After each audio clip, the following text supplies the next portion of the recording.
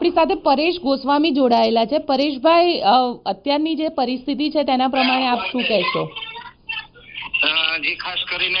જોવા જઈએ તો અત્યારે જે વરસાદી સિસ્ટમ છે જેને કારણે મધ્ય ગુજરાત અને સૌરાષ્ટ્રના ઉત્તર સાઈડના વિસ્તારોની અંદર સારા વરસાદો નોંધાયા છે અને આ સિસ્ટમ છે એ ગઈકાલથી જે ડિપ્રેશનના રૂપમાં આપણી ઉપરથી પસાર થઈ રહી છે, આ સિસ્ટમ ખૂબ ધીમી ગતિએ પસાર થઈ રહી છે, જેને કારણે 28 ઓગસ્ટ સુધી હજી રાજ્યના અનેક વિસ્તારોની અંદર સારા વરસાદો પડે તેવી શક્યતા દેખાઈ રહી છે, જેની અંદર ખાસ કરીને દ્વારકા, જામનગર, પોરબંદર, જુનાગઢ, ગીર સોમનાથ, અમરેલી અને રાજકોટ જેવા વિસ્તારો છે સૌરાષ્ટ્રના, આ વિસ્તારોની અંદર પણ ભારેથી અતિભારે વરસાદ પડશે। કચ્છના જે દરિયાઈ કાંઠાના તમામ ભાગો છે એમાં પણ ભારેથી અતિભારે વરસાદ અને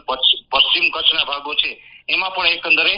મધ્યમથી ભારે વરસાદો પડી શકે છે। ઉત્તર ગુજરાતમાં પણ હજુ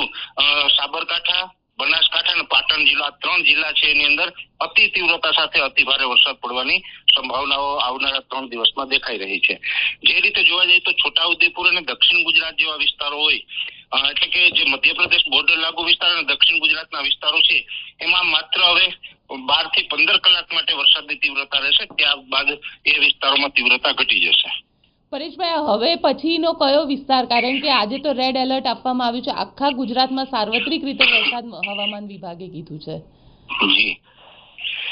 હવે પછીના વિસ્તારો મેં આપને જણાવ્યું એમ કચ્છના વિસ્તારો હશે, સૌરાષ્ટ્રના દક્ષિણ અને પશ્ચિમ સૌરાષ્ટ્રના વિસ્તારો છે એમાં તીવ્રતા વધારે જોવા મળશે અને ઉત્તર ગુજરાતનું સાબરકાંઠા, બનાસકાંઠા અને પાટણ જિલ્લો, આની અંદર પણ વધારે તીવ્રતા આવનારા દિવસમાં હવે જોવા મળશે અને એ સિવાયના પણ જે છૂટાછવાયા વિસ્તારો છે એ વિસ્તારોમાં જ્યાં આપણે ઓછા વરસાદો માની રહ્યા છે ત્યાં પણ કમસે કમ 5 ઇંચ આસપાસ તો વરસાદો નોંધાશે, એટલે 5 ઇંચ એટલે કોઈ ઓછા વરસાદો ન ગણી શકાય, પણ અમુક વિસ્તારોમાં વધારે વરસાદ પડવાના છે, એટલે કે ડબલ ડિજિટમાં 9 ઇંચ કરતા વધારે વરસાદ પડવાના છે, જેથી આપણે 5 ઇંચને ગણતરીમાં લેતા નથી, પણ 5 ઇંચ છે એ પણ બહુ મોટો વરસાદ કહેવાય, એટલે સાર્વત્રિક રીતે 5 ઇંચ આસપાસના વરસાદો રાજ્યની અંદર જોવા મળશે। પણ જે મેં આપને નામ જણાવીએ એટલે એ જિલ્લાઓની અંદર 8, 10 ઇંચ, 12 ઇંચ કે 15 ઇંચ સુધીના વરસાદો છે એ નોંધાઈ શકે છે। વરસાદની સાથે હવાની ગતિ પણ રહેશે?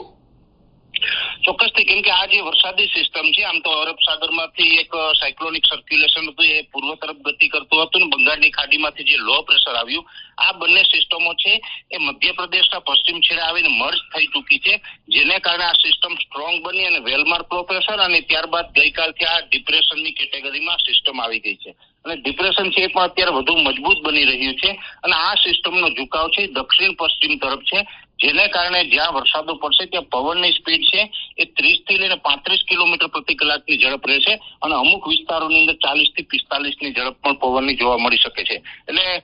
જ્યાં વરસાદો પડશે ત્યાં થોડું ગાજવીજનું પ્રમાણ પણ રહેશે અને પવનની સ્પીડ છે એ પણ વધારે જોવા મળે તેવી પૂરી શક્યતા અત્યારે દેખાઈ રહી છે।